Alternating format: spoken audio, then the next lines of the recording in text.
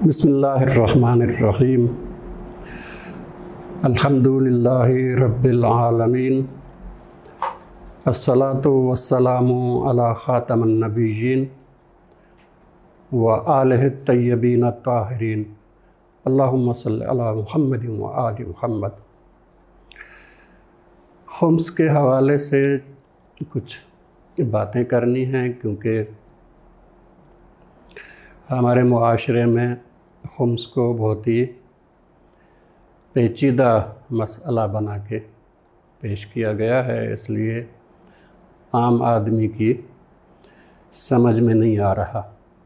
اس لیے ایک آسان طریقے سے ہم چاہتے ہیں کہ ہر آدمی یہ طے کر سکے کہ میرے اوپر خمس کتنا ہے۔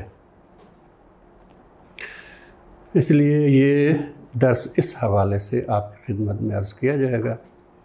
درس شروع کرنے سے پہلے دو چیزیں آپ کی خدمت میں عرض کرنی ہیں، چونکہ یہ فقہ اور احکام کا معاملہ ہے، اس لیے ہم جو بیان کریں گے یہاں پہ طریقہ اور احکام وہ عمومی ہوں گے، کسی خاص مجتہد کی فتویٰ کے مطابق نہیں ہوں گے۔ جو آدمی جس کی تقلید کرتا ہے پھر ان مسائل کو اپنے اس مرجع کے فتاویٰ کے مطابق بنانے کی کوشش کرے، یہ پہلی بات جو ہے۔ دوسری بات یہ ہے کہ یہ جو ہم بیان کرنے جا رہے ہیں یہ گھریلو اخراجات اور آمدنی کے حوالے سے ہے۔ اگر کسی کی کوئی تجارت ہے، مثلا دکان ہے، کوئی فرم ہے، کمپنی ہے کام کرتی ہے، یا صنعت ہے، تو پھر اس کے حوالے سے ہم ایک جدا درس جو ہے وہ رکھیں گے۔ یہ ہے صرف اور صرف گھریلو ایک انسان کے لیے کہ وہ اپنا خمس جو ہے کیسے کیلکولیٹ کرے۔ یہ دو چیزیں بیان کرنے کے بعد اب ہم خمس کے حوالے سے پہلا نقطہ جو آپ کی خدمت میں عرض کرنا ہے وہ یہ ہے کہ خمس آمدنی پہ نہیں ہے، انکم پہ نہیں ہے، خمس سال کی بچت پہ ہے، سیونگ پہ ہے۔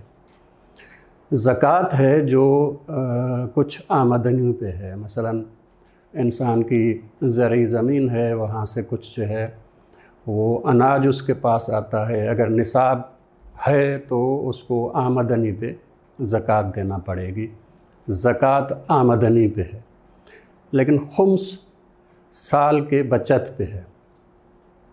اب جب ہم نے کہا کہ سال کی بچت پہ ہے تو اس کا مطلب یہ ہوا کہ پورے سال کو ہم دیکھیں گے، اس میں جو کچھ انسان نے کمایا ہے وہ اس کی آمدنی ہوئی، پھر پورے سال کے ہم اس کے اخراجات دیکھیں گے، وہ اس کا خرچ ہوا۔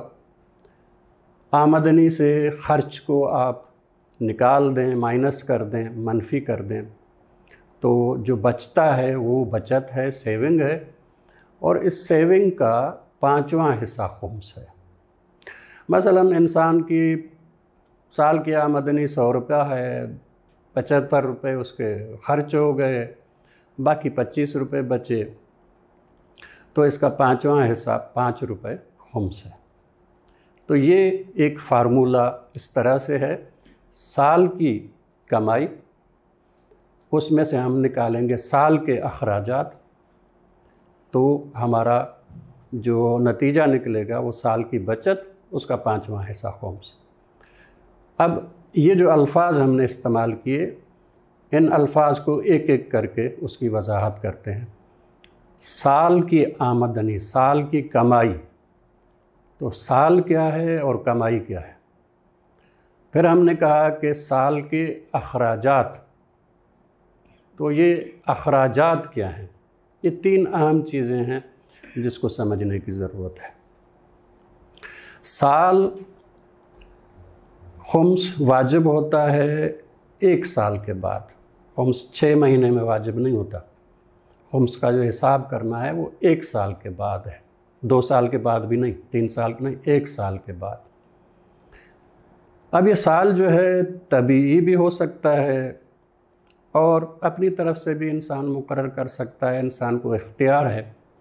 طبیعی سال سے مراد یہ ہے کہ مثلا انسان نے کوئی جاب شروع کی ہے، تو جس دن جاب شروع کیے وہ اس کے سال کا پہلا دن ہوا، مثلا 1 جنوری کو اس نے جاب شروع کی ہے۔ اب جب سال گزر کے 31 دسمبر ہو گیا تو یہ اس کا سال مکمل ہو گیا۔ 31 دسمبر کی شام کو وہ اپنا حساب و کتاب کرے اور دیکھے کہ بچت کیا ہے۔ تو سال طبیعی بھی ہو سکتا ہے کہ جس دن انسان نے اپنی جاب شروع کی ہے، یا تجارت ہے، دکان شروع کیا ہے، جس دن دکان شروع کیا ہے وہ اس کی سال کا پہلا دن ہے، پھر سال گزر کے آ جائے تو اس کا حساب۔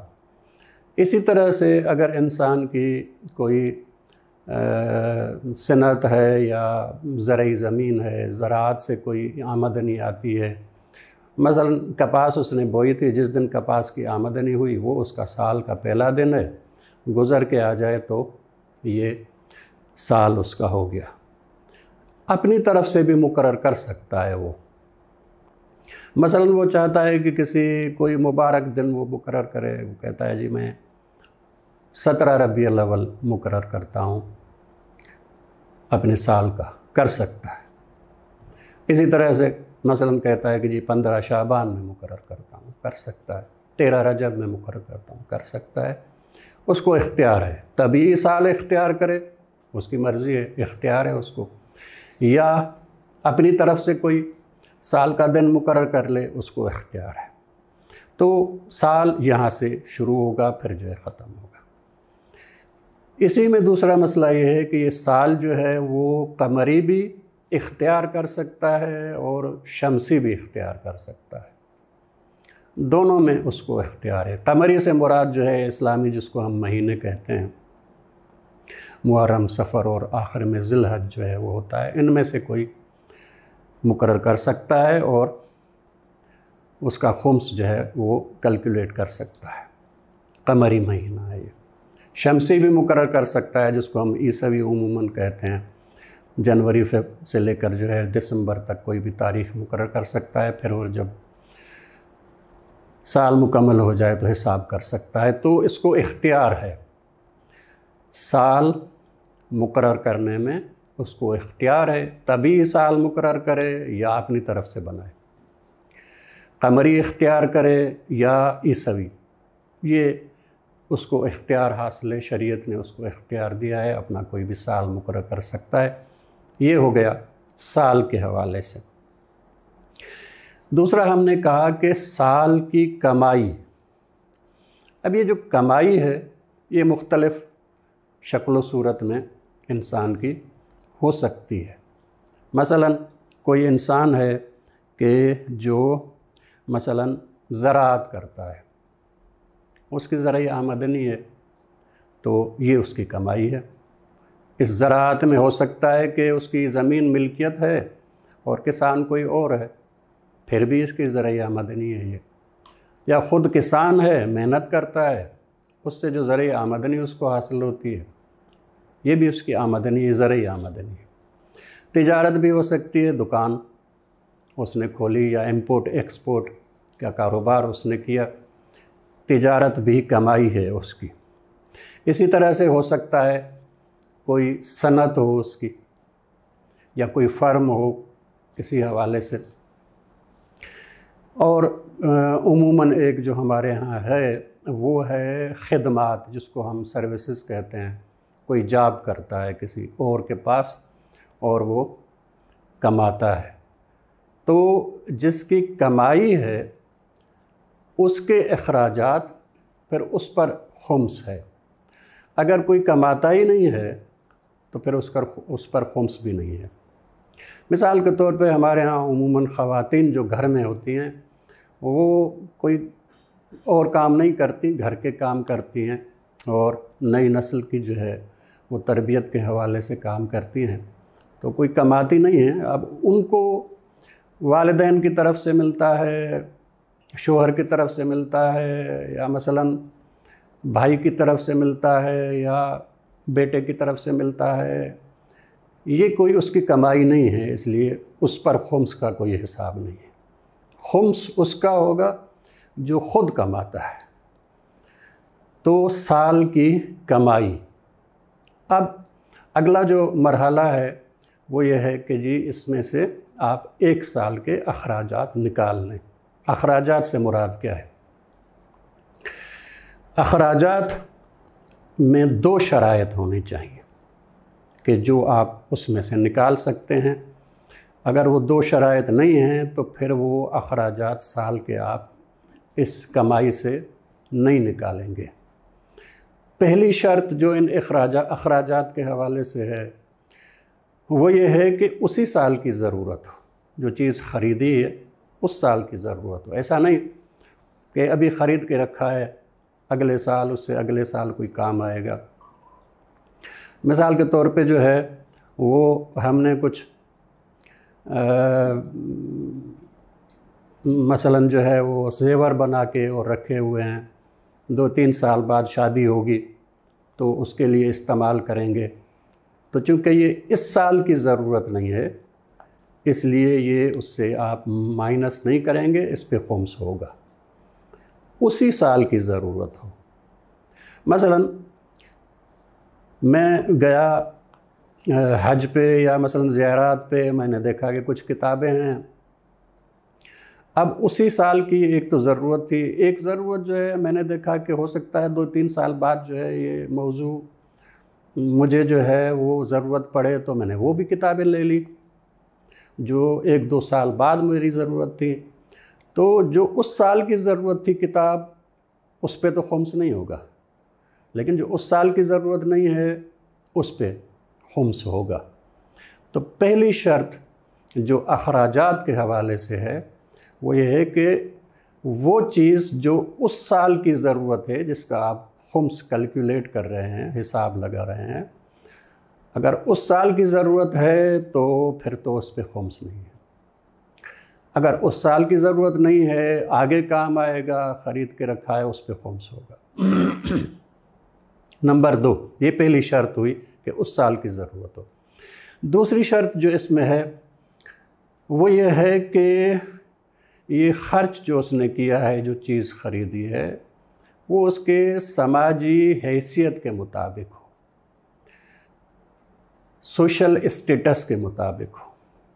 मसलन एक उस्ताद है, टीचर है, अब जिस ग्रेड में है, बाकी उस्ताद जो उसी ग्रेड में हैं, उनके जो लिविंग स्टैंडर्ड है वो क्या है, उसके मुताबिक ख़र्च है तो इस पे खुम्स नहीं है। लेकिन उससे ज़्यादा करेंगे तो उस पे फिर जो है खुम्स हो जाएगा। मसलन मिसाल देते हैं, एक आदमी जो है उसकी जो सोशल स्टेटस है वो है सिटीज़न वाच, उसने राडो ख़रीद ली तो अपने सोशल स्टेटस से बढ़ गया, इस पे खुम्स देना पड़ेगा।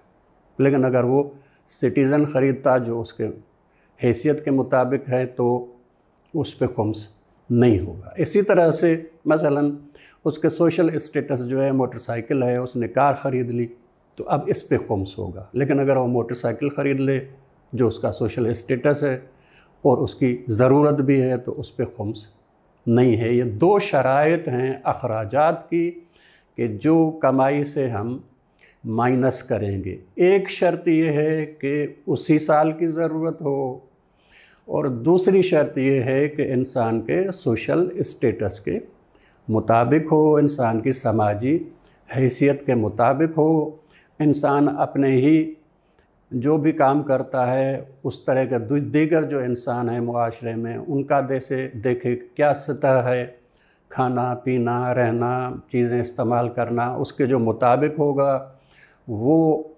जायज़ अखराजात में है, उस पर खुम्स नहीं होगा। लेकिन अगर उससे ऊपर कोई चीज़ ख़रीदेगा सोशल स्टेटस से तो फिर उस पर खुम्स होगा। ये अखराजात के हवाले से हमारी बात हुई। अब हमने कहा कि साल की कमाई, साल भी हमने डिफ़ाइन किया, कमाई भी हमने डिफ़ाइन की। जिसकी कमाई नहीं है उस पे खुम्स नहीं है। سال کی کمائی، پھر سال کے اخراجات۔ اب یہ نکال لیں، باقی جو بچتا ہے وہ بچت ہے اس کی، سیونگ ہے اس کی، اور سیونگ کا 5واں حصہ جو ہے وہ خمس ہوتا ہے۔ یہ جو 5واں حصہ خمس ہوتا ہے، اب ہم نے دیکھا کہ فارمولہ ہماری سمجھ میں آیا کہ سال کی کمائی، اس میں سے ہم نکالیں گے سال کے اخراجات، اور پھر جو ہے جو بچے گا وہ ہوگا بچت، اس کا 5واں حصہ جو ہے وہ خمس ہے۔ اب دیکھیں کہ یہ تو ٹھیک ہے، یہ موٹا موٹا حساب، کیسے ہم حساب لگائیں سال کا کہ جی کیا بچت ہے ہمارے پاس؟ بہت سے لوگ ہیں جو کہتے ہیں جی ہمارے پاس تو بچت ہوتی نہیں ہے۔ یہ آپ حساب لگائیں گے پھر کہہ سکتے ہیں، ورنہ نہیں کہہ سکتے۔ اگر آپ سال کا جو آخری دن ہے اس دن آپ بیٹھیں حساب لگائیں تو پھر دیکھیں، اگر آپ پہ 5 روپے آپ کے پاس بچت ہے، 1 روپے خمس دے دیں، اپنی ذمہ داری ادا کر لیں۔ 1 روپے وہ جو ہے ہم اپنی جیب میں رکھ کے، باقی جو ہے وہ کمائی کو بھی جو ہے وہ ہم مسئلہ بنا رہے ہیں اپنے لیے، تو یہ حساب کرنا چاہیے۔ حساب کریں پھر ٹھیک ہے، آپ نہیں ہیں تو نہیں ہیں، لیکن حساب تو کریں۔ حساب ہی نہیں کرتے، ایسے کہہ دیتے ہیں ہم کہ جی میرے پاس تو بچت نہیں ہوتی، یہ درست بات نہیں ہے۔ اچھا جی، اب کیسے بیٹھے ہیں ہم، آج میرے خمس کا آخری دن ہے، کیسے میں حساب کروں؟ 3 چیزیں ہم نے دیکھنی پڑے گی بچت کے حوالے سے۔ ایک یہ دیکھنا پڑے گا کہ میرے پاس جو ہے اس وقت پیسے کتنے ہیں، وہ ساری بچت ہے۔ پیسے سے مراد کسی بھی صورت میں کرنسی ہے، جیب میں ہے، بینک میں ہے، کرنسی جو ہے وہ پیسہ ہے، یا مثلا بانڈ کی صورت میں ہے وہ بھی پیسہ ہے، یا مثلا چیک کی صورت میں ہے میرے پاس وہ بھی پیسہ ہے۔ یہ سارے پیسے ہیں، یہ بچت ہے میری، اس کا 5واں حصہ خمس ہے۔ پھر میں دیکھوں کہ میرے گھر میں جتنی میں چیزیں لایا تھا ان میں چیزوں میں تقسیم ہے 2 اقسام میں۔ ایک قسم وہ ہے کہ ان چیزوں کی کہ جن کو استعمال کیا جائے تو وہ کم ہو جاتی ہیں، کھانے پینے کی چیزیں، دوائیاں، یا مثلا ہم خوشبو استعمال کرتے ہیں جو استعمال سے کم ہو جاتی ہے، چاہے اس میں مثلا جو ہے ٹوتھ پیسٹ ہے، چاہے اس میں پالش ہے، یہ ساری چیزیں جو استعمال سے کم ہوتی ہیں۔ اس دن یہ جتنی میں نے چیزیں خرید کی تھیں جن کو ہم کہتے ہیں کنزیومیبل آئٹمس، انگلش میں ہم اس کو کنزیومیبل آئٹمس کہتے ہیں، اس تاریخ، اس شام کے دن کنزیومیبل آئٹمس میں سے جتنا بھی میرے پاس گھر میں رہتا ہے وہ ساری میری بچت ہے۔ سبزیاں ہیں، دال ہے، آٹا ہے، مثلا جو ہے چائے ہے، چینی ہے، یہ جتنی چیزیں ہیں کنزیومیبل ہیں، اس دن میں ایک حساب لگاؤں کہ کنزیومیبل آئٹمس میرے پاس کتنے ہیں، میرے گھر میں کتنے ہیں۔ جتنی بھی اس دن کنزیومیبل آئٹمس میرے پاس ہیں وہ ساری میری بچت ہے، اور اس کا 5واں حصہ میں نے خمس دینا ہے، اور اس کی قیمت لگا لیں آپ۔ ٹوتھ پیسٹ کی یہ قیمت، دوا کی یہ قیمت، پالش کی یہ قیمت، مثلا جو ہے وہ کھانے پینے کی چیزوں کی یہ قیمت، سبزیاں اتنی ہیں، آلو اتنے ہیں، ٹماٹر اتنے ہیں، مثلا جو ہے وہ آٹا اتنا ہے، چاول اتنے ہیں، یہ جتنی یہ چیزیں ہیں ان کا جتنا اس تاریخ کو میرے پاس بقایا ہے وہ اس سال کے اخراجات سے اضافی ہے، اس لیے یہ بچت ہے۔ 5واں حصہ اس کا خمس ہے۔ یہ دوسری چیز ہو گئی۔ پہلے ہو گئے پیسے، دوسرا ہو گیا کنزیومیبل آئٹمس۔ اب میں دیکھوں گا کہ اس سال میں نے کون سی چیزیں نان کنزیومیبل خریدی تھی۔ نان کنزیومیبل ہم اس کو کہتے ہیں کہ جو استعمال سے کم نہیں ہوتی۔ ٹھیک ہے کہ ہر چیز کی ایک عمر ہوتی ہے، اس کے بعد جو ہے وہ چیز ختم ہو جاتی ہے، ناکارہ ہو جاتی ہے، लेकिन इस्तेमाल से कम नहीं होती है। जैसे हम कहते हैं फर्नीचर है हमारा, हर फर्नीचर की एक उम्र ज़रूर है, लेकिन इस्तेमाल करें तो उसमें कमी नहीं आती। ये नॉन कंज्यूमेबल आइटम्स हैं, जिसमें आपकी बिजली की सारी चीज़ें आ जाती हैं, टेलीविज़न आ जाता है, आपका मोबाइल आ जाता है, इलेक्ट्रॉनिक्स की जितनी चीज़ें हैं वो सारी जो है इसमें आ जाती हैं। आपका फर्नीचर इसमें आ जाता है, आपके कपड़े इसमें आ जाते हैं, आपका घर इसमें आ जाता है, आपकी मोटरसाइकिल, आपकी कार, ये सारी चीज़ें जो नॉन कंज्यूमेबल हैं। नॉन कंज्यूमेबल आइटम्स जो उस साल मैंने ख़रीदे हैं, देखना पड़ेगा कि इन नॉन कंज्यूमेबल आइटम में से कौन सी चीज़ें हैं जो दो उन शराइत पे पूरी नहीं उतरती। एक ये है कि इस साल की ज़रूरत नहीं है, दूसरा ये है कि सोशल स्टेटस से ज़्यादा है मेरी। अगर ये दोनों शराइत मौजूद हैं या इनमें से कोई भी एक शर्त मौजूद है तो उस पे खुम्स होगा। मैंने फ़र्नीचर लेके रखा है, इस साल की ज़रूरत नहीं है, मैंने कहा अगली साल जो है वो शादी होगी, कोई तकरीब होगी, उसके लिए मैं लेके रखता हूँ, काम आएगा, तो ये नॉन कंज्यूमेबल तो है, लेकिन चूँकि इस साल की ज़रूरत नहीं है इसलिए ये खुम्स के हिसाब में आएगा, ये बचत के हिसाब में आएगा। तो ये नॉन कंज्यूमेबल आइटम्स जितने हैं, चाहे घर है, घर मैंने लिया, एक मैंने घर लिया था जो अपनी ज़रूरत के तहत था, एक दूसरा मैंने घर ले लिया इसलिए कि अभी सस्ता मिल रहा है, कुछ दिनों बाद हमारी फैमिली बढ़ जाएगी तो ज़रूरत पड़ेगी, इसलिए ख़रीद के रख लिया। अभी इस साल की ज़रूरत नहीं है, इसलिए इस पे खुम्स होगा। तो जितनी नॉन कंज्यूमेबल आइटम्स मैंने उस साल ख़रीदे हैं उनको इन दो शराइत में से देखना पड़ेगा। उस साल की ज़रूरत, सोशल स्टेटस के मुताबिक। दोनों शराइत हैं तो वो बचत में नहीं है, लेकिन दोनों में से एक भी शर्त नहीं है या दोनों शर्तें नहीं हैं तो वो फिर बचत में शामिल हो जाएगा। उसका 5वां हिस्सा खुम्स जो है मुझे देना पड़ेगा। तो 3 चीज़ें हैं जिनको जमा करना है मैंने, एक करेंसी, दूसरा कंज्यूमेबल आइटम्स, तीसरा वो नॉन कंज्यूमेबल आइटम्स जो मेरे उस साल की ज़रूरत नहीं थी या शान से मुताबिक नहीं थी, हैसियत के मुताबिक नहीं थी। इनको जमा करें, इनका 5वां हिस्सा जो होगा वो खुम्स जो है वो है।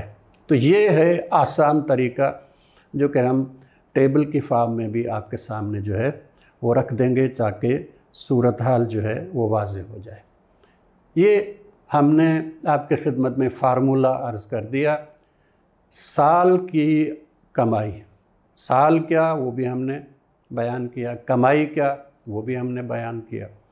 फिर उसी साल के जायज़ अखराजात, ये जायज़ अखराजात का भी हमने देखा कि जायज़ अखराजात कौन से होते हैं।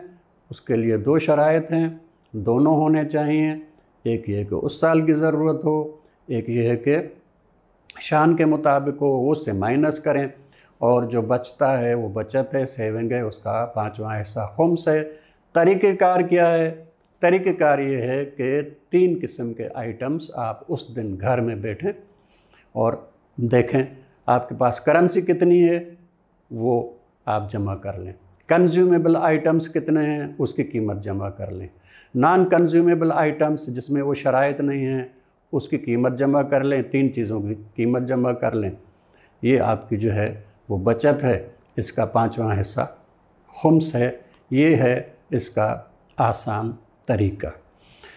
कुछ मुतफर्रिक़ात चीज़ें हैं जो आपकी खिदमत में जो है अर्ज़ करनी है कि एक मुतफर्रिक़ जो चीज़ है वो कर्ज़ है।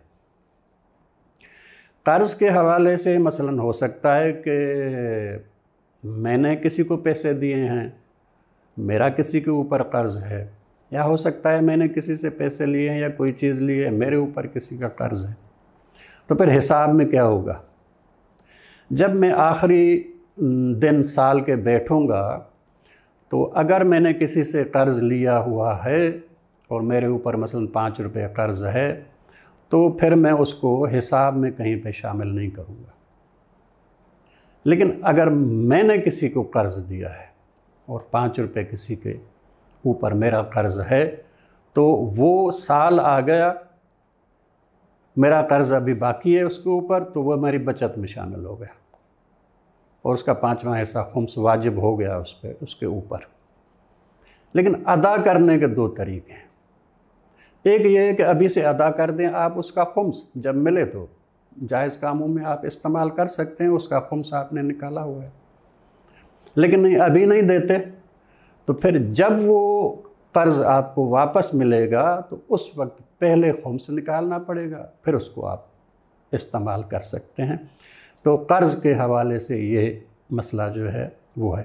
لیکن اگر تجارت کے حوالے سے قرض ہے تو اس کا مسئلہ دوسرا ہے، وہ پھر ہم کسی اور درس میں جو ہے وہ تجارت کے حوالے سے، کیلکولیشن کے حوالے سے جو ہے وہ بات کریں گے۔ یہ ایک متفرق بات ہوئی۔ ایک دوسری متفرق بات یہ ہے کہ ہمارے ہاں عموماً جوائنٹ فیملیز ہوتے ہیں، کمانے والے 2-3 ہیں، ایک ان میں سے خمس دینا چاہتا ہے، ایک نہیں دینا چاہتا۔ اب جو دینا چاہتا ہے وہ کیسے اپنا حساب و کتاب کرے؟ تو دونوں دیکھیں، جو دینا چاہتا ہے، جو نہیں دینا چاہتا، کہ وہ ان کی کمائی کتنی ہے، اس کا تناسب دیکھیں۔ مثلا ایک جو ہے 100 روپیہ کماتا ہے، ایک جو ہے 50 روپے کماتا ہے۔ اب دیکھیں کہ بچت کیا ہے ٹوٹل۔ وہ جو بچت ہوئی ہے اس میں سے جو ہے وہ 100 روپے والے کی بچت ڈبل ہوگی، اور جو 50 روپے جو کماتا ہے اس کی جو بچت ہوگی وہ سنگل ہوگی۔ اس حساب سے وہ اپنا بچت کیلکولیٹ کر لے اور جو ہے وہ خمس نکال لے۔ مثلا یہ سمجھتا ہے کہ میں نے کمائے ہیں 100 روپے، میرے بھائی نے کمائے ہیں 50 روپے۔ اب جو بچا ہے وہ جو ہے وہ 15 روپے ہے، تو 15 روپے میں سے 10 روپے اس کے ہوئے، 5 روپے اس کے بچت ہوئے، تو 10 روپے میں سے 2 روپے اس کے خمس ہو گئے۔ یہ اپنی طرف سے نکال لے، اس کی ذمہ داری پوری ہو گئی۔ اب وہ اگلے کی ذمہ داری ہے کہ وہ کرتا ہے کہ نہیں کرتا، وہ خدا کے سامنے ذمہ دار ہے۔ جوائنٹ فیملیز کے حوالے سے اس طرح سے ہم جو ہے خمس کا حساب جو ہے وہ کریں گے۔ ایک اور چیز جو متفرقات میں سے ہے وہ یہ ہے کہ ایک آدمی ہے جس کی آمدنیاں یا کمائیاں مختلف ہیں۔ ہو سکتا ہے کوئی جاب بھی کرتا ہو، پارٹ ٹائم، مثلا وہ جو ہے تجارت بھی کر سکتا ہو، دکان بھی اس کی ہے، ہو سکتا ہے زراعت سے بھی اس کو کچھ جو ہے آمدنی ہوتی ہو۔ اب یہ آمدنیاں مختلف ہیں، ہر ایک کا سال بھی مختلف ہے۔ جاب اس نے مثلا جو ہے شروع کی 1 اپریل کو، دکان اس نے کھولی جو ہے 1 جنوری کو، زراعت کے لیے اس کے پاس جو پیسہ آتا ہے مثلا وہ آتا ہے نومبر میں۔ تو اب اس کا حساب کیا ہوگا؟ یہ اس کا سال جو ہے ہر ایک کمائی کا جدا جدا وہ کر سکتا ہے اور ایک بھی کر سکتا ہے، اس کو اختیار حاصل ہے۔ مثلا وہ جو جاب ہے اس کا 1 سال جہاں سے شروع ہوا وہاں پہ ختم کر سکتا ہے، اور اس آمدنی میں سے دیکھے کہ بچت کتنی ہے۔ اور پھر جو ہے مثلا تجارت کے حوالے سے دوسری ڈیٹ اس نے رکھی ہے، وہ ڈیٹ جب پوری ہو جائے، سال پورا ہو گیا، اب جو اس تجارت سے اس کو کمائی ہوئی ہے اس میں سے کتنا بچا ہے وہ اس کو اتنا حساب جو ہے وہ دے سکتا ہے۔ تو ہر آمدنی کے اور کمائی کے حوالے سے مختلف اگر اس کے ذرائع ہیں تو سال جدا جدا کر سکتا ہے اور ایک بھی کر سکتا ہے، یہ اس کو اختیار حاصل ہے۔ چوتھی چیز جو اس حوالے سے ہے وہ یہ ہے کہ لوگ جو ہے وہ جو جاب کرتے ہیں، خاص طور پہ مثلا جو ہے وہ حکومتی جاب کرتے ہیں، اب جب ریٹائر ہوتے ہیں تو آخر میں لم سم جو ہے حکومت کسی بھی نام سے جو ہے اس کو کچھ دیتی ہے، چاہے جی پی کے نام پہ ہو، کسی بھی نام پہ اس کو دیتی ہے، ایک لم سم جو ہے رقم دیتی ہے۔ اب جس دن وہ رقم ملی ہے اس رقم کا سال اس دن سے شروع ہوگا، اور پھر جب سال کمپلیٹ ہو جائے تو پھر اس پہ خمس ہوگا۔ ایسا نہیں ہے کہ اس کو مثلا جو ہے وہ رقم ملی 1 دسمبر کو اور اس کا سال جو ہے 15 دسمبر ہے، 15 دن کے بعد جو ہے خمس کا اس کا باقی سال ہے، تو اس پہ بھی خمس واجب ہو گیا؟ نہیں، ایسا نہیں ہے۔ اس آمدنی کا جو سال ہوگا جب خمس اس پہ واجب ہوگا وہ اس وقت ہوگا جس دن یہ انسان کو ملی ہے، پھر سال گزرنے کے بعد پورا سال اس پہ گزر جائے، اس میں جائز اخراجات جو ہے وہ نکل جائیں گے، باقی جو بچے گا اس پہ پھر خمس جو ہے وہ ہوگا۔ تو یہ ایک چوتھی چیز تھی۔ پانچویں چیز یہ ہے، متفرقات میں سے کچھ چیزیں ہیں جس پہ خمس نہیں ہے، کچھ چیزیں ہیں جن پہ خمس واجب نہیں ہے۔ تحفہ ہے، تحفے پہ خمس واجب نہیں ہے۔ ایک مومن نے دوسرے مومن کو دیا، خوشبو دی ہے، مثلا جو ہے کپڑا دیا ہے، کوئی بھی چیز دی ہے، اس پہ خمس نہیں ہے۔ تحفے پہ بنیادی طور پہ خمس نہیں ہے۔ دوسری چیز، دلہن کو جہیز ملا ہے، حق مہر ملا ہے، اس پہ بھی خمس نہیں ہے۔ جہیز، حق مہر، اس پہ خمس نہیں ہے۔ تیسرا، کسی انسان کو میراث ملی ہے ایک ایسے شخص کی طرف سے جو خمس ادا کرتا تھا، یا یہ ہے کہ وہ خمس پر ایمان ہی نہیں رکھتا تھا، مثلا اہل سنت تھا، خمس پر ایمان نہیں رکھتا تھا، تو اگر ایسے شخص سے میراث ملتی ہے جو یا تو خمس ادا کرتا تھا یا خمس پہ ایمان ہی نہیں تھا اس کا، تو میراث ملی ہے تو اس پہ بھی خمس نہیں ہوگا، میراث پہ خمس نہیں ہے۔ پھر ایک اور چیز ہے کہ جس چیز کی میں نے خمس دے دیا ہے، اگر وہی چیز اگلے سال بھی باقی ہو تو دوبارہ اس پہ خمس نہیں ہے، چیز پہ ایک دفعہ خمس ہے۔ مثلا میں نے جو ہے وہ فرنیچر خریدا اس سال اور اس کا خمس میں نے دے دیا، اب یہ فرنیچر اگلے سال بھی وہی پڑا ہوا ہے تو اس پہ خمس نہیں ہے۔ اسی طرح سے مثلا جو ہے میں نے خوشبو خریدی تھی اور جائز جو ہے حیثیت سے جو ہے زیادہ تھی، میں نے خمس اس کا دے دیا تھا، اب جب اگلے سال بھی وہی باقی ہو تو اس پہ خمس نہیں ہے۔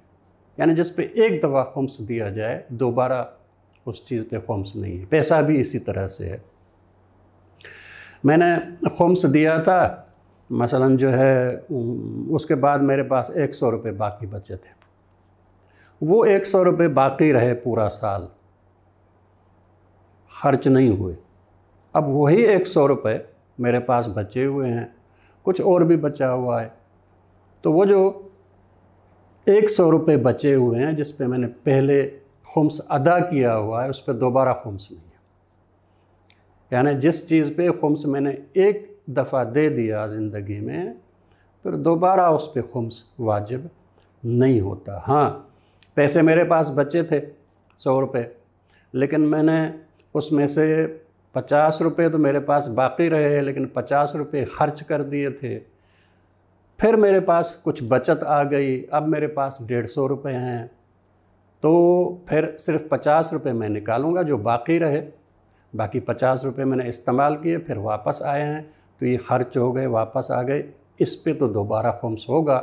لیکن وہ جو 50 روپے باقی رہے جس کو میں نے استعمال ہی نہیں کیا، جن پہ پہلے میں خمس دے چکا تھا، ان پہ خمس جو ہے نہیں ہوگا۔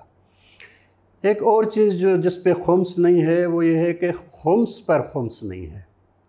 اس کا مطلب یہ ہے کہ مثلا ایک سید کو سہم سادات میں سے کچھ خمس ملا ہے، اب اس کا سال جو ہے ختم ہو گیا، اس خمس میں سے کچھ بچا ہوا ہے، تو اس پہ خمس نہیں ہے، یعنی خمس پہ خمس جو ہے وہ نہیں ہوتا۔ اسی طرح سے مثلا طالب علم جو ہوتے ہیں اور خمس جو ہے ان کو جو ہے وظیفہ ملتا ہے، تو اگر ان کی بچت ہو جائے سال میں تو اس پہ خمس نہیں ہے، چونکہ یہ خود خمس ہے، تو خمس کے اوپر خمس نہیں ہے۔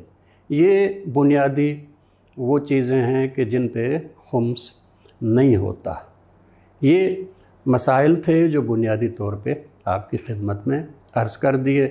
امید ہے کہ اب ہم خمس کے حوالے سے ذہن جو ہے ہمارا کافی حد تک جو ہے وہ روشن ہو گیا ہوگا، کلیئر ہو گیا ہوگا، اور ہم جو ہے وہ خمس کو سمجھ چکے ہوں گے۔ اکثر ہمارے ہاں معاشرے میں خمس جو نہیں دیا جاتا اس کا سبب جو ہے وہ خمس کے مسئلے کو پیچیدہ بنا دینا ہے۔